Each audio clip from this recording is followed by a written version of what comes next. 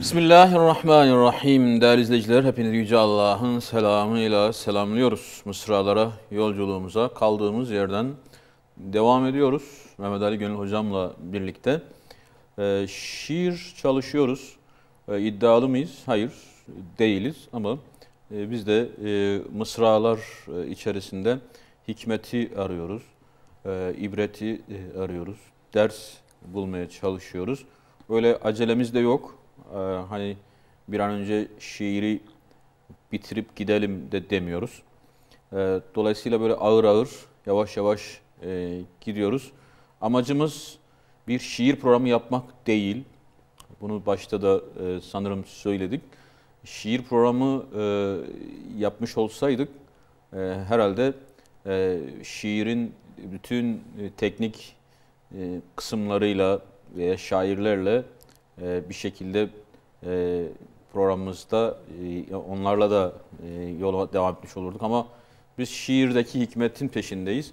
O yüzden geçenki şiirimizi şöyle tekrar okuyalım. Kaldığımız beyitten devam edelim inşallah. Niyazi Mısri rahimahullah, Allah ona rahmet eylesin, büyük veli, büyük mutasavvıf. Evet, 1600'lü yılların sonlarında yaşamış. Yani bundan yaklaşık bir 300-350 yıl filan önce, yani 3,5 asır önce yaşamış. Aslen Malatyalı dedik ama Mısır'a gitmiş, Mısır'da eğitim almış, hem ilim tahsil etmiş. Ardından Bursa, Uşak gibi birçok hani yerlerde onun tekke öyküsü var. Bir kendisi aynı zamanda veli olduğu için buralarda bir namı var. Osmanlı Devleti ile de işte bir takım münasebetleri olmuş. Çünkü çok meşhur bir zattır. Bugün Niyazi Mısri Divanı diye elimizde onun meşhur divanı var. Çok muazzam şiirleri var. Yer yer Yunus Emre'ye tahmis yapıyor, yer yer Yunus Emre'nin şiirlerine nazire yapıyor. Diğer başka şiirlere de nazire yapmış ama kendi şiirleri de var, kendi has öz şiirleri. Ne demişti? Nadanı terk etmedin, yaranı arzularsın. Hayvanı sen geçmedin, insanı arzularsın. Men arefe nefsehu fekad arefe rabbehu. Nefsini sen bilmedin, subhanı arzularsın.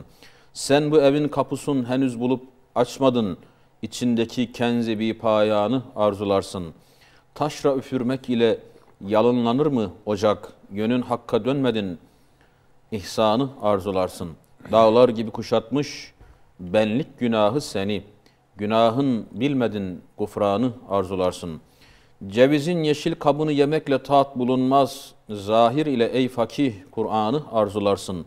Şarabı sen içmedin, sarhoş mest olmadın. Nice hakkın emrine, nice hak emrine fermanı arzularsın. Gurbetliğe düşmedin, mihnete sataşmadın. Kebap olup pişmedin, büryanı arzularsın. Yabandasın, evin yok, bir yanmış ocağın yok. Issız dağın başında mihmanı arzularsın. Ben bağ ile bostanı gezdim, hayır bulmadım. Sen söğüt ağacından rummanı arzularsın. Başsız kabak gibi bir tekerleme söz ile Yunusleyin Niyazi irfanı arzularsın demişti. Gurbetliğe düşmedin, mihnete sataşmadın, kebap olup pişmedin, büryanı arzularsın. Şimdi büryan da güzel bir yemekti. Evet. Öyle Katılıyorum. Şimdi gurbetliğe düşmedin diyor. Kalkmışsın büryanı arzuluyorsun. Şimdi her beyitte insanın nefsindeki çelişkilere dikkat çekiyor. Yani şöyle yapmadın bunu istiyorsun gibi. Ne diyor gurbetliğe düşmedin derken? Bismillah. Hocam baştan beri işlediğimiz bu beyitlerde mecaz anlamın yüklü olduğunu görüyoruz. Yani kelimeler bildiğimiz anlamın ötesinde farklı bir anlamı işaret ediyor. Veya görüneni değil görünmeyeni işaret ediyor. Aslında burada üzerinde durduğumuz maddi gurbetlik veya maddi mihnet yani zorluk değil veya maddi bir kebap, pişme, büryan gibi konular değildir. Buradaki kelimelerin hepsi mecaz anlamda, tasavvufi anlamda, tarikattaki anlamında veya divan edebiyatındaki anlamında farklı ifadeler, farklı kelimeler, farklı anlamlar yüklü olan sözcükler olarak düşünebiliriz. Baştan beri de böyleydi. Şimdi burada biz gurbet kelimesini bir anahtar kelime olarak kabul ettiğimiz zaman sıkıntı kelimesiyle onunla eşdeğer olan bir kelime olarak görürüz. Tabii sıkıntı kelimesi mihnet olarak burada geçiyor, zorluk olarak geçiyor. Doğduğu yerden uzakta olan bir insan madden de manen de sıkıntı içerisindedir. Zorluklar içerisindedir. Her insanın bunu kendi hayatında yaşadığı bir vakidir. Yeter ki evinden, barkından biraz uzak olması, menzilinden biraz ayrı düşmesi muhakkak ki eş, aş, iş üçgeni içerisinde bir sıkıntı yaşar. Ve bu sıkıntı yaşadığı andan itibaren o zorluklarla manen tıpkı şey gibi olması lazım. Yani etin pişmesi, pişme olgunluğunun kendisine kattığı farklı anlamlarda icra ediyor. Mesela neden büryan dedi de burada? Neden büryan dedi de farklı bir yemek adı söylemedi? Şimdi büryanın bir özelliğinin hocam bildiğimiz normal ateşte yanmamasıdır. Yani normal ateşte yapılmamasıdır. O sadece içindeki yağın süzülmesi o şey ortamında, sıcaklık ortamında, ateş olmayan sıcaklık ortamında uzun bir zaman tandırın içerisinde pişmesidir. Hocam bunu şeye bir tür işkenceye benzetebilir miyiz? Zorluğa, bir mihnete benzetebilir miyiz? Evet, normal bir et iken büryan dediğimiz insanın iştahını, lezzeti, farikasını uyandırıyor. Ve bugün bunun üzerine şehirler kavgaya tutuşmuş. Bitlis ile Siirt kavgaya tutuşmuş hocam.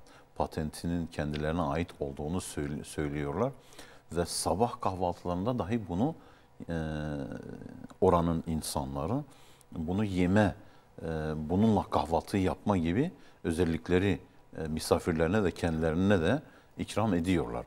Şimdi ben şiirden özellikle büryanı yani kebap çeşitlerinden büryanı zikir etmesini kebabın gurbetçi yani gurbete giden pişmenin çile veya sıkıntı büryanın da hedef olduğunu düşünerek bunu söylüyorum.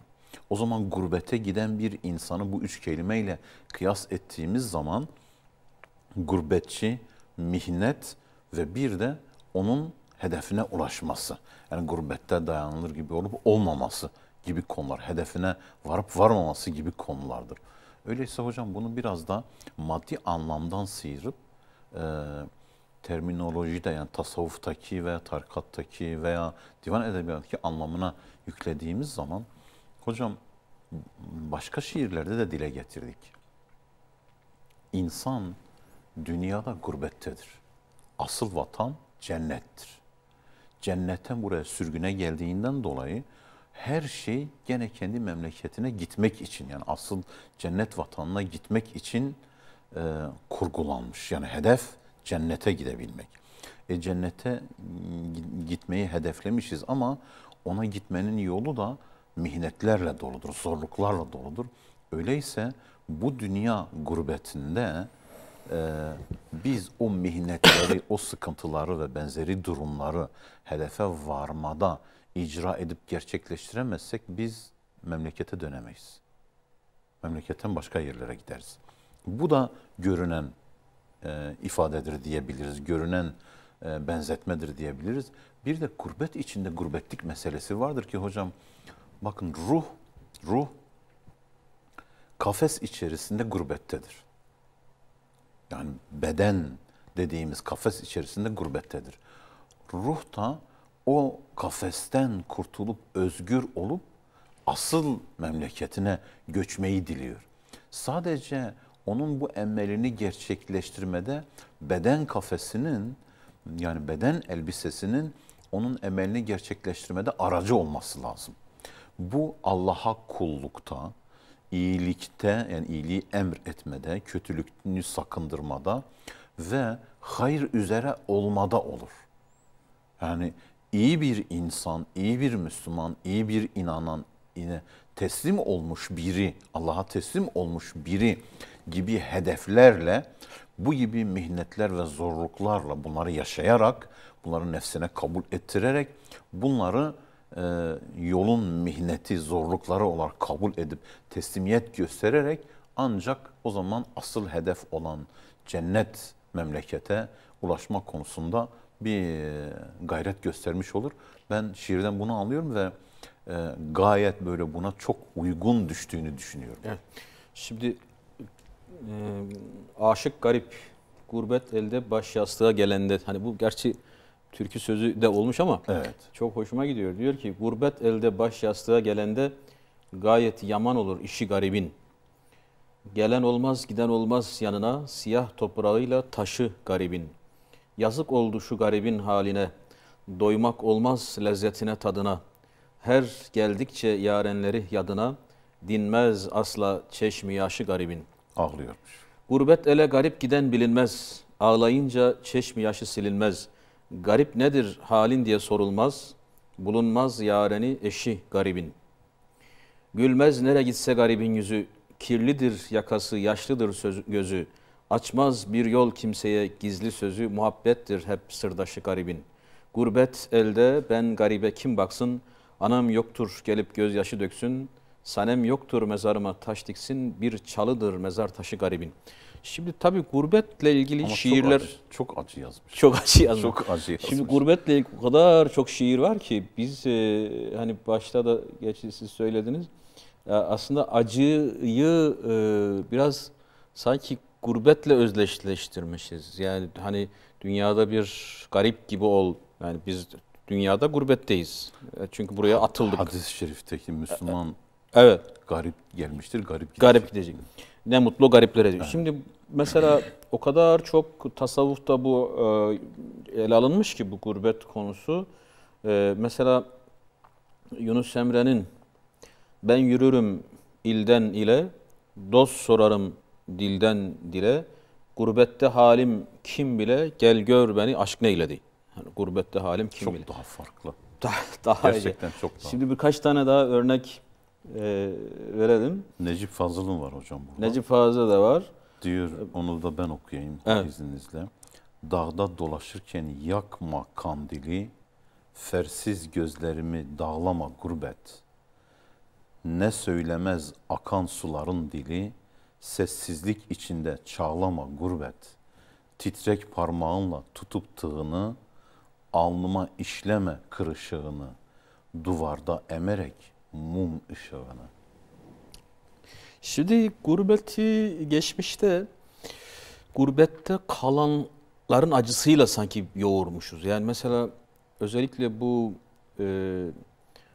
dünya, yani seferberlik denilen Birinci Dünya Savaşı'nda işte Yemen'e giden gelmiyor. Galici'ye giden gelmiyor. Çanakkale'ye giden gelmiyor. Şimdi dolayısıyla yüz binlerce, yani öyle 5 kişi 10 kişi, yani yüz binlerce kişi gelmemiş, geri dönmemiş yani. Bu sanki toplumda o gurbetle ilgili acıyı çok beslemiş. Yani mesela ama bu sadece o döneme has değil. Ondan önce de öyle. Savaşçı bir toplum, giden geri gelmiyor. Ardından çalışmak için sılasını terk edenler geri gelmiyorlar. Bütün bunlar şiire renk vermiş. Ki 3 asır önce de çok durum farklı değil. Yani ilim için gidenler çalışmak tekkeye gidenler. Yani herkesin bir gitme öyküsü var. Ha şimdi mesafeler kısalmış. Yani şu anda artık ulaşım kolaylaşmış, iletişim kolaylaşmış. Gurbet acısı biraz daha farklılaşmış. Yani insanlar gittikleri yerlerden daha kolay gelebiliyorlar. Yani daha hızlı gidip gelebiliyorlar. Yani ailesiyle irtibat kurabiliyor. Yani bu biraz görüntülü konuşmadır, benzeri çok durumlarda biraz. Dolayısıyla gurbet acısı biraz farklı ama özellikle o ahiret ve dünya ve cennet ve dünya, ahiret diyorum. Yani Adem babamızın konulduğu cennetle bizim indirildiğimiz dünya. Orası asıl üzerine Biraz durulması daha gereken. farklı. Fakat şimdi şiire geri dönersek hocam. Hocam buna ilaveten de Evet, buyurun. Bu şeyi de bundan ayırmak lazım. Muhacerat ile gurbet arasındaki farkı veya göçmenlik ile gurbet arasındaki farkı. Şimdi muhacir ve muhacerat İslami terminolojiye ait kelimelerdir. Ve buna göre terk etmek, yani olduğu yeri terk etmek, İslami bir hayatı yaşamama sebebine bağlantılıdır. İslami bir hayatı yaşayabilecek bir toprağa göçmek niyetiyle yapılandır. Fakat normal göçmenlik veya gurbetlik ise genelde maddi hayatla ilintili olan bir durumdur. Onun için ben o sözümü biraz farklı, yani programa başlamadan önce konuştuğumuz sözümü muhacerat veya muhacir kelimesini gurbet kelimesinden biraz daha farklı olarak görüyorum, ayırıyorum. Onu program konusu yapmaktan vazgeçiyorum. Üzerinde durmamız gereken gurbetlik ile muhacerat daha farklıdır. Evet. Hatta özür dilerim, devam edeyim. Hatta muhaceratla ilgili söylenildiğinde çok farklı bir söyleme şahit oldum hocam. Bir prof arkadaşım vardı, bu mesele üzerinde konuşurken dedi hocam bak dikkat et dedi. Dikkat et, sebze ve meyvelerin fideleri var ya, fideleri kasalarda yetiştiriliyor veya özel yerlerde yetiştiriliyor. O fideler oradan sökülüyor, götürüp tarlaya gömülüyor. Fideler oradan sökülüyor, yetiştirildiği yerden götürüp tarlaya sökülüyor. Fideler orada yetiştirip de meyve alınmıyor. Dedim muhacerat böyle bir şeydir. Muhacir böyle bir şeydir. Yetiştiği ortamdan meyve vermeyebilir. Onu asıl götürüp başka tarlaya ektiğinde oraya meyve veriyor. Ama şu an üzerinde mevzu bahis ettiğimiz göçmenlik veya gurbet mevzusu ise maddiyatla ilintili olduğundan bu şekilde değil de nispeten buna benzetebiliriz diyorum. Çünkü yabancı ele, gurbet diyara giden duyarlı Müslümanların da kendi bulunduğu alanda bu şekilde meyve verme gibi endişeleri var. Şimdi ben sizin dediğiniz yerden devam edebiliriz. Estağfurullah. Şimdi Mevlana Hazretlerinde bu daha farklı ele alınmış. Mesela Mevlana Hazretleri Mesnevisine başlarken hani o meşhur beyit, evet, işte Bişnev inne için şikayet. Saz ilişkisi. Yani diyor ki hani kulağını o neye ver de dinle bak neyden şikayet ediyor. O üflenen neye kulağını ver. Ne diyormuş hocam? Ne diyor? O ayrılıklardan. Hani ben bir işte sazlıktaydım ve oradan beni kestiler. Evet. Yani vatanımdan ayrıldım.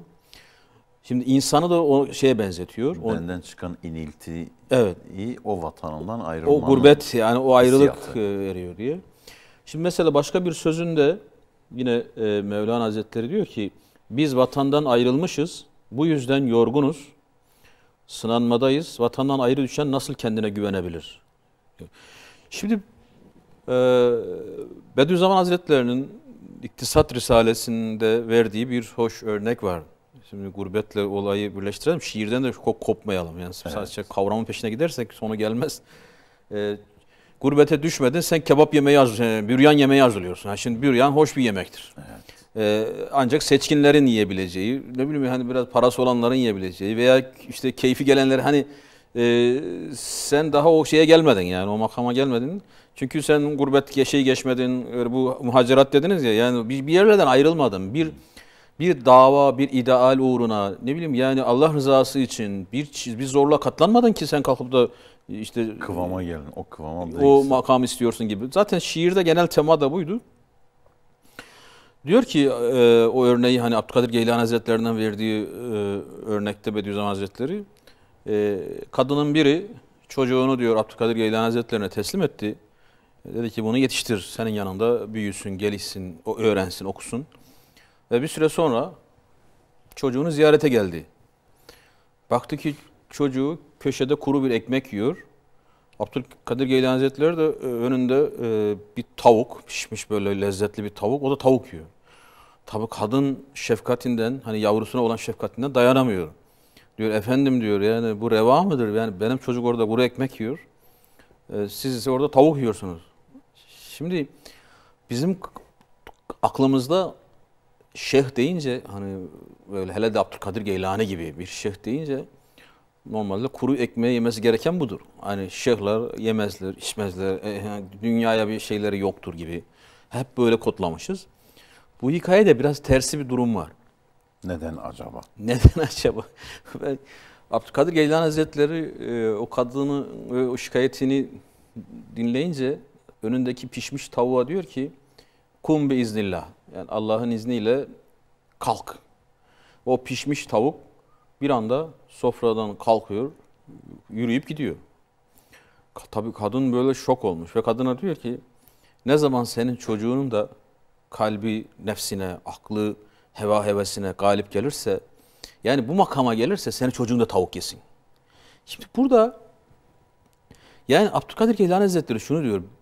Bu çilelerden geçsin çocuğun ki, yani bu çile derken hani bu yolun gereği olan merhalelerden geçsin, acı nedir, işte zorluk nedir, gurbet nedir, sıkıntı nedir, biraz hani de dünyanın kaç bucak olduğunu diyoruz ya.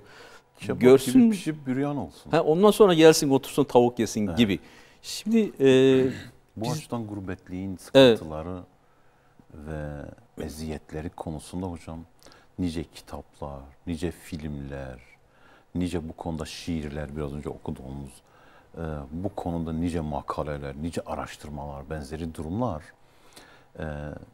bunları dile getirirken esas olan kelime acı üzerinde durmuştur. O acıyı dile getirme, o acı eşittir pişme, o acı eşittir o eziyeti çekme, o acı eşittir tahammül gücünü hakim kılabilme, o acı eşittir aslında e, kendi kişiliğinde olan bazı durumlar veya yani nefsiyle ilgili bir disiplin veya eğitim metodu geliştirme.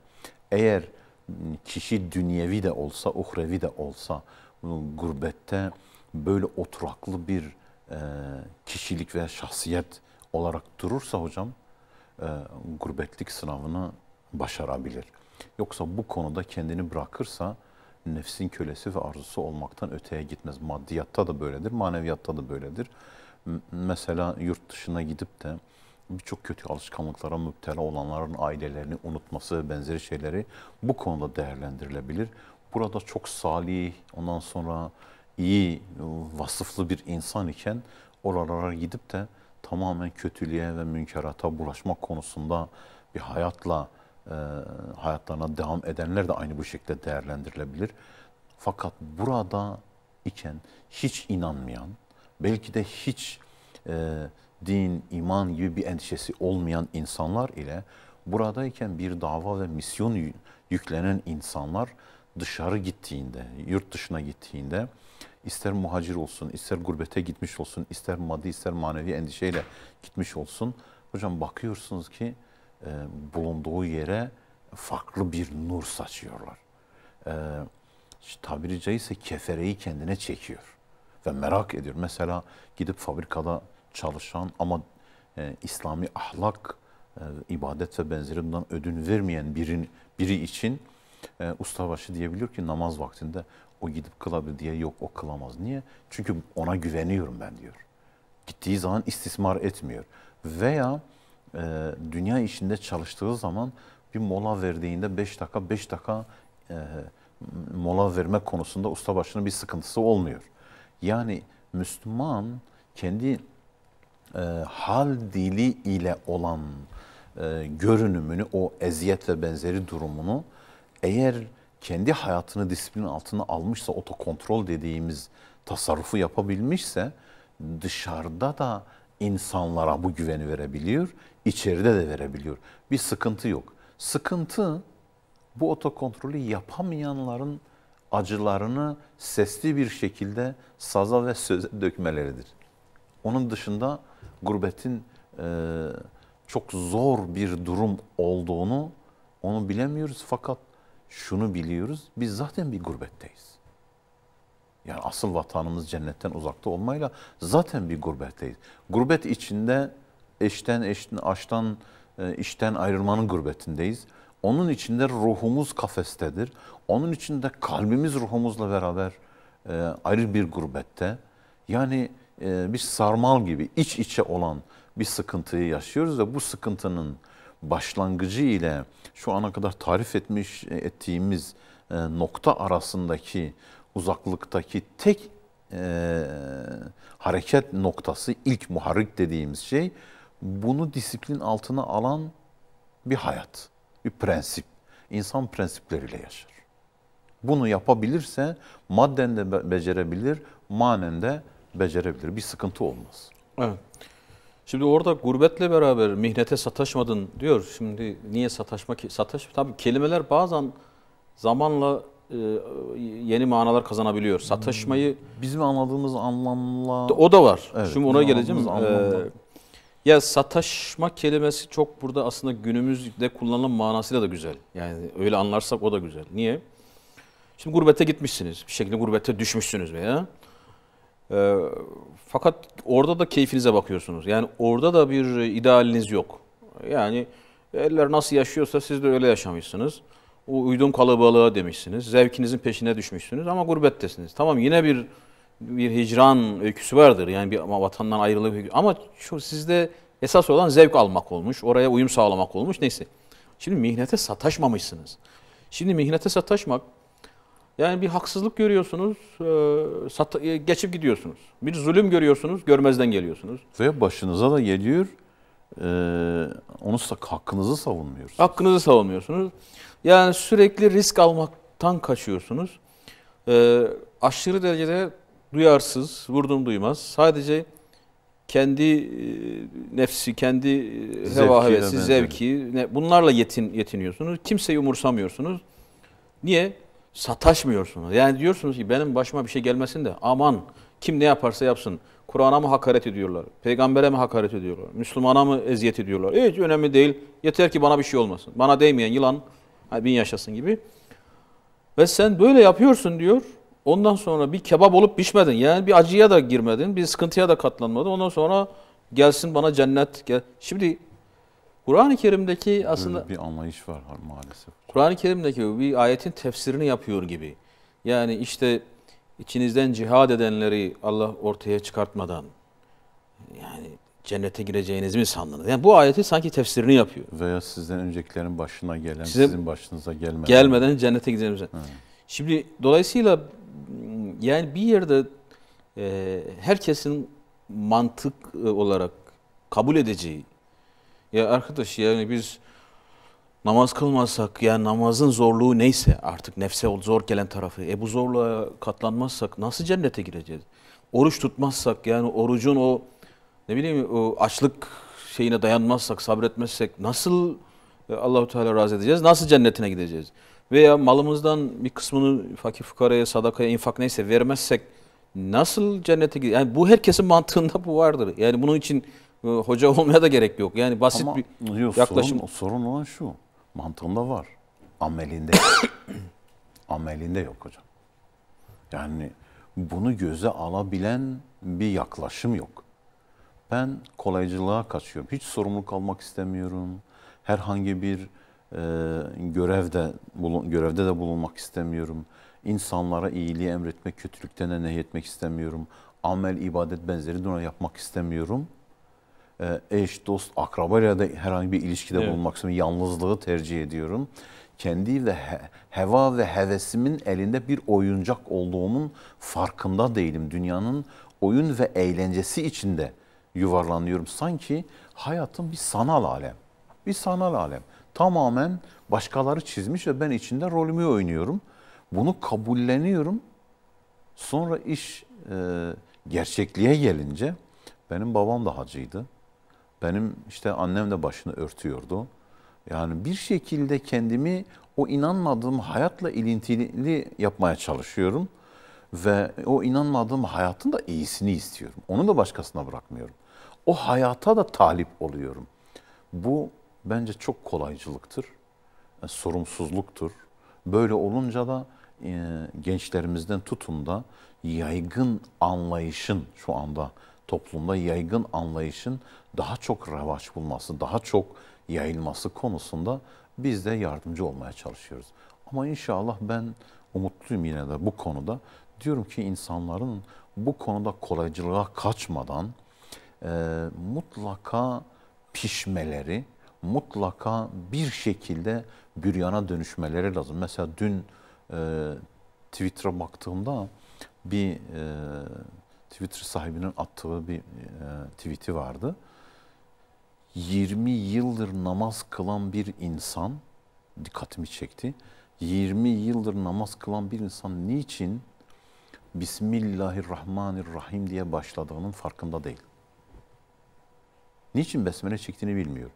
Niçin Elhamdülillahi Rabbil Alemin ne anlama geliyor? Yani Fatiha ile başladığını bilmiyor. Niçin tehiyyat okuduğunu bilmiyor. Niçin ruku ve secde yaptığını bilmiyor. Niçin buradaki zikirleri dile getirdiğini bilmiyor. Ve 20 yıldır bunu merak edip bilmemişse bundan sonra bilmesi konusunda da bir şey göstermesi, bir gayret göstermesi çok nadirattandır. Öyleyse bu merakı başlatmamız, bu kebabı bir şekilde büryana dönüştürmemiz lazım. Ben yine söylediğimde hocam ısrar ediyorum. Bence Niyazi Mısri orada büryanı bilerek kullanmıştır. Yoksa birçok yemek çeşidi var. Diyor. Evet. Yani büryan bir de şiirlerde çok geçiyor. Yani bağır için. Yani Niyazi Mısri'nin daha önce okuduğumuz bir şiirinde de vardı. Sine giryan. Sine giryan, akıl ayran. Orada da sanki öyle bir büryan geçiyordu. Şimdi ya Peygamber Efendimiz Aleyhisselatü Vesselam'ın bir hadis-i şerifi ki yer yer okuyoruz. Erkek olsun, kadın olsun, mümin diyor. Allah'a günahsız olarak kavuşuncaya kadar kendisinden, çoluk çocuğundan, malından bela eksik olmaz. Bir mümin Allah'a günahsız olarak kavuşuncaya kadar kendisinden, çoluk çocuğundan, malından filan bela eksik olmaz. Şimdi bu aslında gurbet, yani dünyadaki gurbetin manasını da açıklıyor. Yani biz bu dünyaya indirildiysek, siz cennet sizin hoşunuza gitmedi, sanki şöyle bir yer daha var. İsterseniz gidin orada keyif edin. Hani bakın bakalım. Cennet mi güzel, burası mı güzel? Öyle bir şey yok. Yani buraya indiniz ki buranın zorluklarını hissedeceksiniz. Şimdi Hazreti Adem'le Havva'yı cennete koyduğunda Allahu Teala ona ne diyor? Burada acıkmayacaksın, burada susamayacaksın, burada sıcak soğuk eziyeti görmeyeceksin dedi. Yani dünyaya indiğinde bunları göreceksin. Dünyaya indiğinde böyle çünkü cennetteki burası mihnet yeridir. Orada dedi ki istediğiniz yerine yerleşin dedi. Bol bol istediğinizden yiyin dedi. Ama dünyada öyle değil. Dünyada istediğin şeyi yemek için biraz zorlanacaksın. Yani böyle armut piş ağzıma düş yok. Yani bu dünya zorluk dünyası. Bu dünyada keyif hepsi eğer keyif edeceksen de hepsi gelip geçecek, bu bir. Bir de keyif edeceğin zaman hani üstad diyor ya bir üzüm yedirir yani 10 tokat vurur. 10 tokat vurur. Sen onun eziyetini fazlasıyla tadacaksın. Şimdi bu evet modern algıyla, yani özellikle işte dediniz ya günümüz dünyasında bu mantık böyle sanki aşırı derecede yadsılanıyor. Aşırı derecede üstü örtülmeye çalışılıyor. Yani hayatın kolaylaşması, işte bu aletlerle, popüler kültürle filan, hayatın aşırı derecede kolaylaşması, konforun artması yani şöyle bir şeye sebep oluyor sanki. Ya çok fazla şey yapmaya gerek yok. Yani, ne bileyim yani endişe etmeye gerek yok. Yani bir şekilde rahat edeceğiz yani, keyif edeceğiz filan gibi. Öldükten sonra da çok keyif edeceğiz. Yani acayip keyif edeceğiz. Yani öyle bir rahatlık var. Bu çok tehlikeli. Çünkü şeytan var, nefs-i emmare, heva heves var. Yani insanı sürekli aşağıya çeken. Enaniyet, bencillik, gaflet, dalalet. Sürekli insanın kendine ihanet. Yani bu suyu sürekli kokutan, yani bu varlığı sürekli bozmaya çalışan bir sürü etken var. Yani onlar olmasaydı tamam. Onlar olmasaydı hani içtiğin su, yediğin ekmekle giderdin. Ama var yani. Şimdi yine başka bir hadis-i şerifte bir Müslümana herhangi bir musibet, bir sıkıntı, bir gam dokunursa, hatta kendisine bir diken bile batsa mutlaka Allah bunları onun günahlarına kefaret yapar. Yani aslında gam ve gurbet dediği, yani mihnet dediği, o sıkıntılar insanı arındırmak için de var. Yani büryan yemeye hak edecek bir makama getirmek için veriliyor onlar. Ya yoksa Allahu Teala ne diyor ayet-i kerimede? Allahu Teala sizin için kolaylık diler, zorluk dilemez. Yani Allahu Teala'nın insana verdiği zahiri zorluklar insan için yine kolaylık manasına geliyor. Eğer bu zorluklar olmasa, Allahu Teala bu zorlukları vermese insana, bu sefer hakiki zorluk başlayacak. Ama onlar da sürekli değil hocam yani. Tabii onlar da sürekli zahiri zaten, zahiri. Sonra zorluk, zorluktan sonra tabii kolaylık. Zorluktan sonra iki kolaylık. Devri daim. Zahiri zorlukları veriyor ki insanın kalitesi yani ortaya çıksın, arınsın, saflaşsın. Hani yine Mevlana'nın ifadesiyle yani altının işte ateşe atılıyor ki o altın madeni, altın dediğimiz şey ortaya çıksın. Aynı şey, büryan gibi, aynı. Büryan gibi. Aynı. Büryan gibi ortaya çıksın. Yani zorluklar da bir haşa yani bir verilirken bir keyfi bir durum değil yani. Zorluklar da insanın arınması için veriliyor. Yani şunu da düşünmek, Allah kullarına zulmetmez. Evet. Böyle de bilmek lazım. Yoksa yani bu sıkıntılar haşa hepsi Allah'tandır. Allah bizi sevmiyor. Ondan dolayı bize bu gibi sıkıntıları veriyor, benzeri durumları veriyor değil. Bir hikaye var diye hani diyor kuşun bir tanesi şeyde geçer internette diyor kuşun bir tanesi yani hikaye namına söyleniyor. Güya işte Rabbine küsmüş. Benim yuvamı rüzgara vurdurdun ve yuvam böyle parça parça oldu. Ben aciz, küçük bir kuşum. Niye bana bunu reva gördün Rabbim? Ve kuşa şu söyleniliyor. Senin yuvana doğru gelen bir yılan vardı. Ben o yılanı sana zarar vermemesi için rüzgarla uzaklaştırdım. O şekilde ki sen zarar görmeyesin diye ki kuş Rabbim ben bunu bilmiyordum. Şimdi insan eğer olacakları bilmiş olsaydı başına gelen sıkıntılar, mihnetler, zorluklar ve benzeri durumların ne tür rahmetlere gebe olduğunu bilmiş olsaydı belki daha çoğunu isterdi. Daha çok hasta olmak isterdi. Daha çok sıkıntılar yaşamak isterdi. Daha çok eziyetler görmek isterdi. Yine hadis-i şeriflerde de geçer. Kadının bir tanesi kocasının kendisine dile benden ne bugün ne dilersen dediğini yapacağım beni boşa diyor. Yani şok oluyor. Peygamber Aleyhisselam döneminde diyor bu olay oluyor.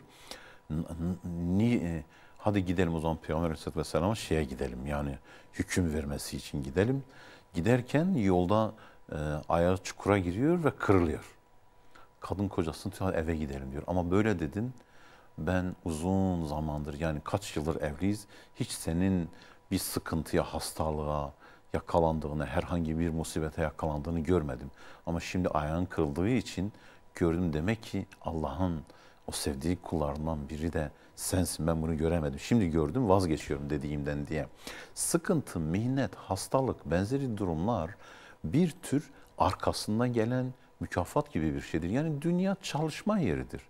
Mükafat ahirette yani cennetin kendisi mükafattır. Eğer bu kavrayış içerisinde olursa insan bu gibi sıkıntılara benzeri şeyleri göğüsleyemez. Ama şu da olabilir. İman dediğimiz şey bir cevherdir. Onu tadan bir insan veya onu gerçekten kalbine anahtarın deliğine girmesi gibi iyice yerleştiren bir insan ancak bu konuda bu duyarlılığı gösterebilir. Bu konuda az veya çok iman sahibi olabilmenin getirmiş olduğu durumlar da vardır. Çünkü şeytan sürekli şüpheleri insanın aklında cirit attırıyor. Ve o şüpheler insana farklı şeyleri yakınlaştırıyor. O farklı duyguları getiriyor. Bu durumda insanın yapabileceği tek şey en büyük bu şüphelerden kurtulmanın ve ikircikli bir hayat yaşamanın en büyük desteği ve çözümü salih insanlarla beraber olmaktır. Salih arkadaşlar edinmektir. İyi bir çevrede bulunmaktır. Yani seni bir tür gözeten, senin eksikliğini sana hatırlatan, sözüyle olmazsa haliyle hatırlatan bir arkadaş çevresi, bir çatı altında veya benzeri bir yapılanmanın içinde olmaktır ki o arkadaş çevren iyi olduğu zaman sen de iyi olabiliyorsun. Dünyada iyilikte olduğun, beraber bulunduğun, ticaret yaptığın insanlar salih olduğu zaman sen de salih olabiliyorsun. Olmadığı zaman sen de sapıtabiliyorsun. Rahatlıkla onların kişi arkadaşının dini üzerinedir hadisi mucibince.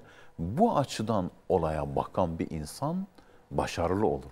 Ama bu açıdan gurbette değil de vur patlasın, çal, oynasın anlayışıyla dünya bir kere geldik.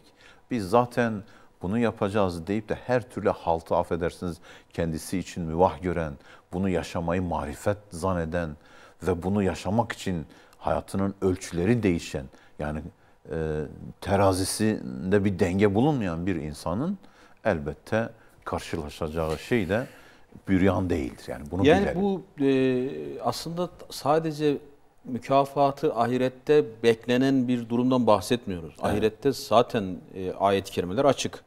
Yani ben okullarımın hani çektikleri çilelerin hiçbirini zayi etmem diye Ali İmran suresinde okuyoruz.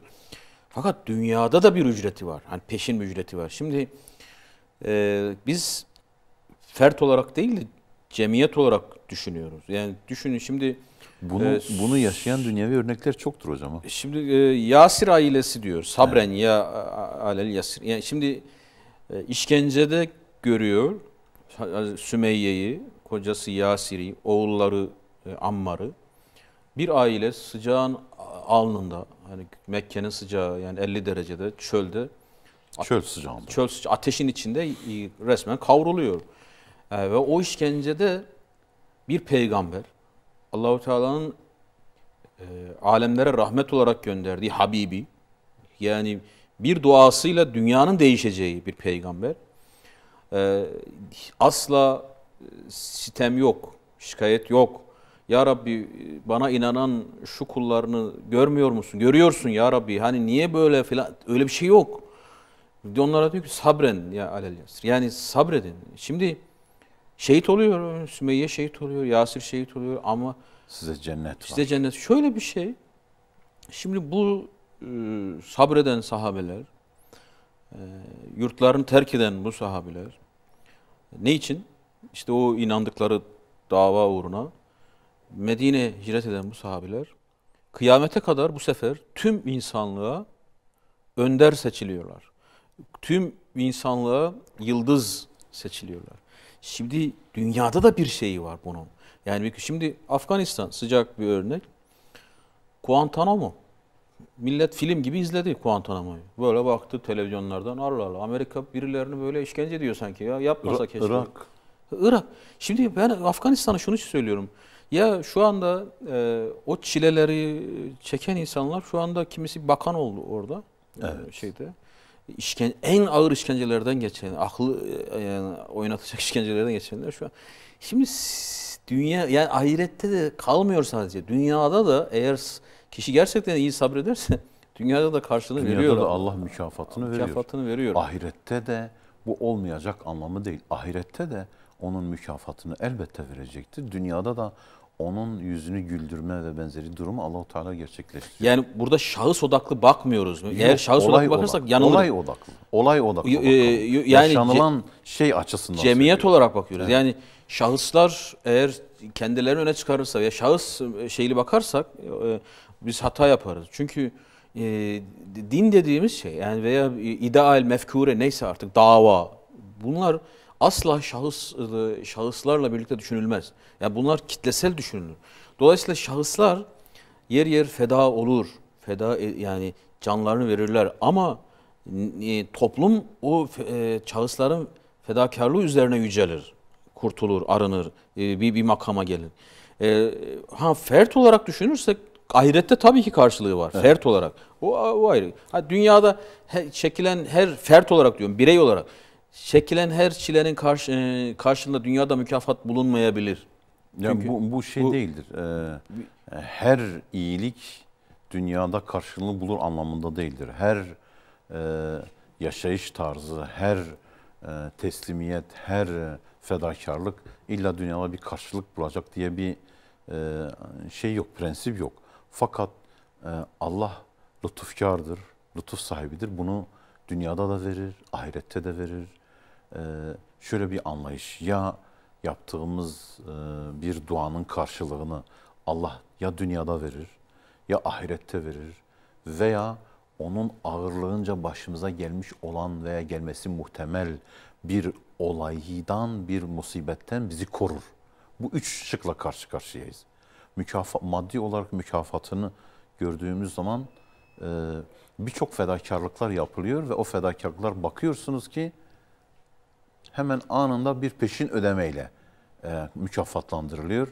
Veya bakıyorsunuz ki ahirete bırakılmış veya gerçekten musibet, başına bir musibet gelmiş de kendisi de şahit olmuş, o musibetten kurtulmuştur. Evet. Hocam bu hafta da burada kalalım. İnşallah gelecek hafta kaç mısramız kaldı? Hocam, onu ben de merak bu şiir ettim. ne zaman bitecek diye de bazen soruyorlar izleyicilerimiz.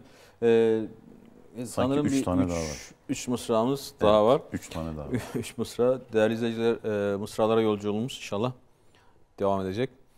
Buluşmak dileğiyle diyoruz. Hepinize Allah'a emanet ediyoruz. Selamun Aleyküm ve Rahmetullahi ve Berekatuhu.